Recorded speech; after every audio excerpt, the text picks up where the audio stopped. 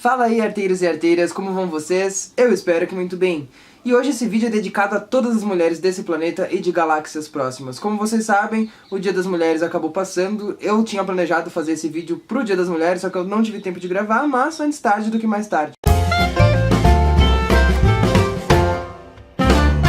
Então, a ideia aqui vai ser um pouquinho diferente e eu já vou explicar. As mulheres, elas sempre foram as musas, sempre foram as inspirações para os homens, para os grandes artistas e tudo mais. Porém, hoje eu vou falar de mulheres que quebraram os preconceitos, quebraram os tabus de suas sociedades, do seu tempo e da sua vida e da sua família e começaram a fazer muito mais do que simplesmente viver como uma inspiração para alguém e começaram a se inspirar. Eu vou falar de mulheres que assumiram o seu papel dentro da história da arte e não como modelo ou como inspiração, nem como musa, mas como artista. E aqui estão algumas das grandes mulheres da história da arte que merecem ser mencionadas neste dia. Eu separei pra vocês algumas artistas e fui pesquisar mais ao fundo delas, algumas delas, e eu percebi que algumas delas merecem vídeos específicos somente para elas por conta de toda a vida que elas tiveram e todos os sofrimentos e problemas e tudo mais. Então, algumas eu vou fazer um estudo mais aprofundado. Mas só pra conhecer a princípio, então eu fiz este vídeo, ok? Então, mulher não é só inspiração, ok? Elas também podem ter o seu papel. E essas mulheres que eu vou mencionar agora tiveram um grande papel dentro da história da arte. Vou começar com duas brasileiras que a gente conhece muito bem da Semana de Arte Moderna, que é Tarsila do Amaral, super conhecida de nós brasileiros, e Anita Malfatti. A Tarsila Amaral, ela é uma representante do modernismo brasileiro, ela conheceu o Pablo Picasso, ela foi a pintora de Abapuru, ela foi a fundadora do movimento antropofágico, e em 1929 ela expõe pela primeira vez aqui no Brasil. Ela não participou da Semana de Arte Moderna, tá? Ela não estava no Brasil nessa época, às vezes as pessoas confundem.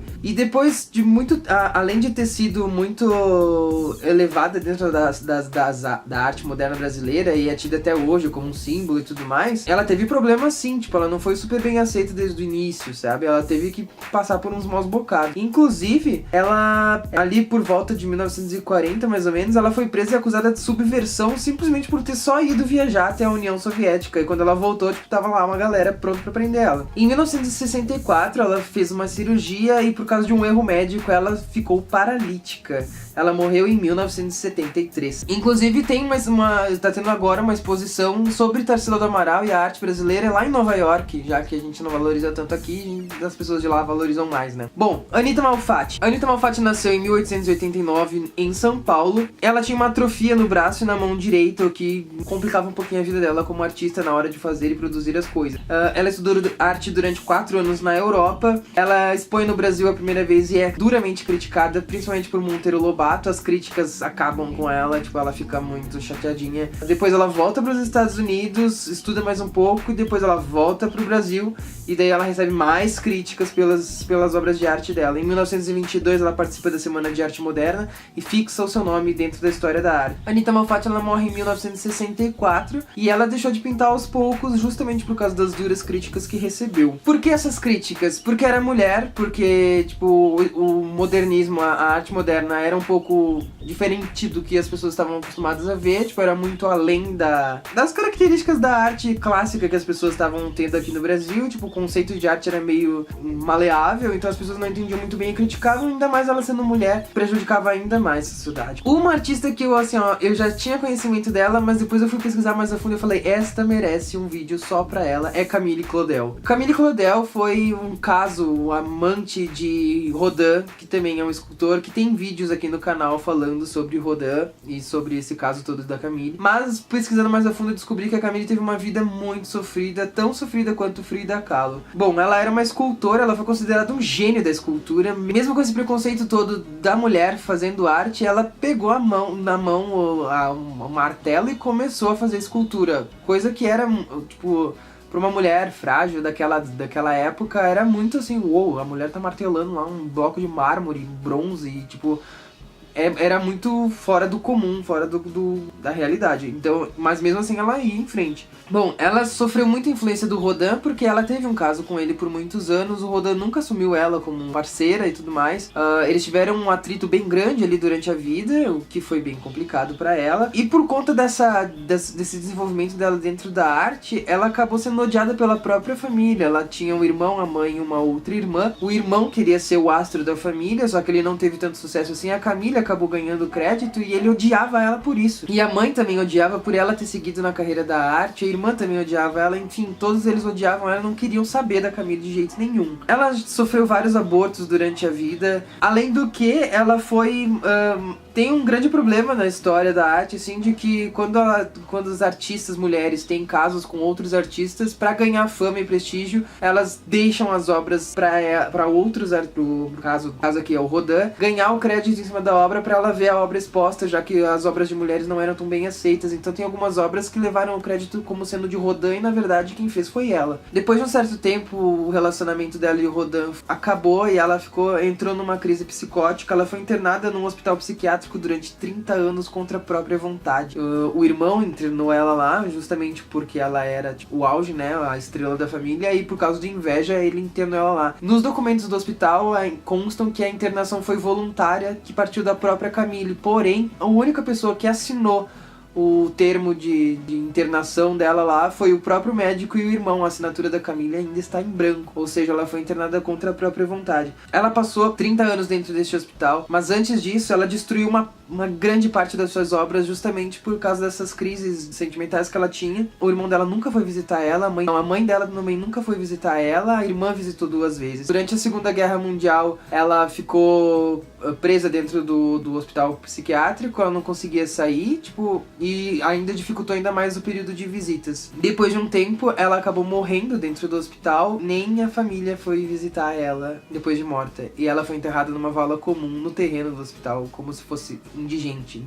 Ela não tem um túmulo, não tem nada dedicado a ela, porque ela simplesmente morreu no anonimato ali, por conta de toda essa vida sofrida. Mas eu vou falar dela num outro vídeo, porque ela merece muito, tá? Bom, Frida Kahlo dispensa apresentações. Se vocês querem saber mais sobre Frida Kahlo, tem um vídeo aqui em cima que vocês podem acompanhar a partir de agora. Ou não, espera acabar esse vídeo pra depois você... Temos outros artistas aqui. Parece que eu escolhi bastante artista brasileiro. Não, são 3 artistas brasileiras. Tomi Otaki é uma artista japonesa naturalizada brasileira. Ela é pintora, gravurista e escultora, e o auge da carreira dela foi nos anos 50 e 60. Ela ganhou inúmeros salões, inúmeros prêmios. As esculturas dela são em grandes dimensões, são esculturas magníficas. São 27 obras públicas, principalmente no estado de São Paulo. Um deles está lá no painel da Estação Consolação, do metrô de São Paulo.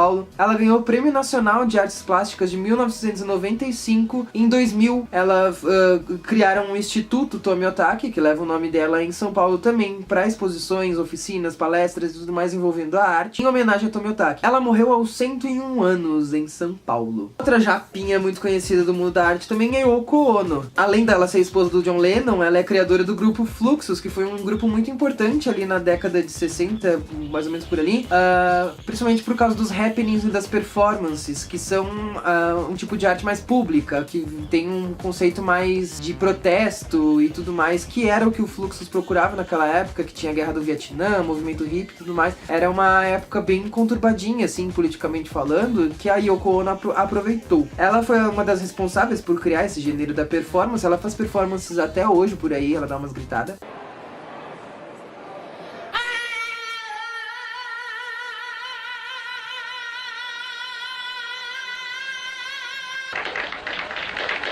Ela também dirigiu filmes experimentais e um deles é o Ralph a Room, que ela fez com o John Lennon em 1966. E Yoko Ono tá viva até hoje. A Mary Cassatt, ela nasceu em 1843 e morreu em 1926 e foi uma das poucas pintoras impressionistas. Ela foi colega de Degas durante vários anos, parceira, assim, tipo, de fazer arte e tudo mais. Ela era americana, ela passou a vida adulta na Europa, principalmente na França. Então, ela era de família rica, a família rica dela era contra ela estudar arte, ela não conseguiu estudar arte nos Estados Unidos e ela foi pra Paris estudar. Ela não podia entrar na Academia Imperial de Belas Artes da França porque ela era mulher. Só que como ela era rica, ela podia. E daí o que ela fez? Ela contratou todos os professores que davam aula na Academia de Belas Artes pra dar aula particular pra ela. Depois de muito tempo ela foi copista do Louvre. São pessoas que ficam copiando os quadros e obras de arte que existem dentro do Louvre, tipo, pra forma de estudos e tudo mais. Ela nunca se casou, ela desenvolveu diabetes e catarata e ela parou de pintar justamente por causa do avanço lance da catarata que deixou ela praticamente cega. Outra artista, e a última de hoje, que vale muito a pena comentar, porque a gente pensa, nossa, artistas mulheres não devem ter tido muitas lá naquela época do Renascimento. Realmente, no Renascimento não teve artista nenhuma. Uma única artista que surgiu durante esse período foi a Artemisia Gentileschi. Ela nasceu em 1593 e morreu em 1653, e ela é uma pintora barroca. Ela é da vertente do Caravaggio, lá do período barroco italiano, e ela segue a mesma característica artística da pintura com fundo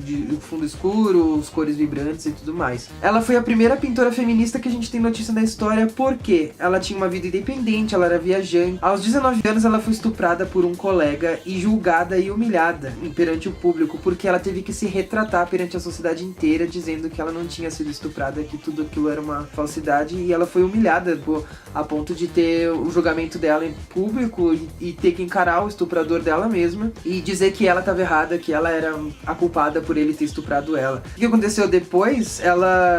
O estuprador foi absolvido, ela saiu como a culpada por ter sido estuprada. Não faz sentido nenhum, né? Naquela época, nossa, aquela época, olha só. E a partir disso ela começou a pintar e não se preocupar mais com o papel que a mulher tinha dentro da sociedade de, tipo, ser boa esposa, fazer boa comida. E ela começou a degringolar o mundo, assim. Então ela começou a viajar, começou a fazer as coisas que ela queria, independente da opinião alheia. E a partir daí ela começa a pintar mulheres em cenas super violentas, de vingança contra os próprios homens que haviam se aproveitado delas. Então ela pega mulheres históricas, mulheres que realmente existiram, e começa a botar essas mulheres como protagonistas das suas telas de uma maneira muito mais dramática e poderosa. Um dos quadros mais famosos dela é Judith Holofernes, e ela coloca o próprio rosto no papel da Judith como se fosse um autorretrato dela degolando o estuprador dela, o marido dela. Enfim, loucura, né? Então, as mulheres sempre estiveram no mundo da arte, sempre estiveram presentes. Talvez elas não tiveram tanta visibilidade quanto os artistas homens tiveram, infelizmente, mas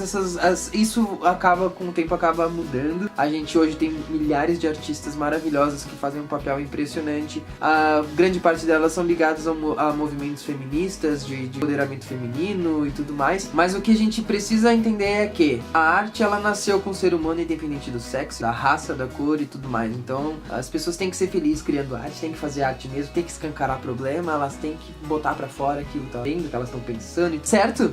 Eu espero que vocês tenham gostado. Se vocês quiserem pesquisar mais sobre essas grandes mulheres, ou se tiverem sugestões de artistas femininas pra eu falar aqui neste canal, por favor, fique bem à vontade. Temos uma coisa de comentários aqui embaixo que poucas pessoas usam. Então fica à vontade aí pra seguir. Se você é novo aqui no canal, seja muito bem-vindo. Espero que você esteja gostando do nosso conteúdo. Um grande beijo pra vocês. Não se esqueçam de se inscrever e tchau!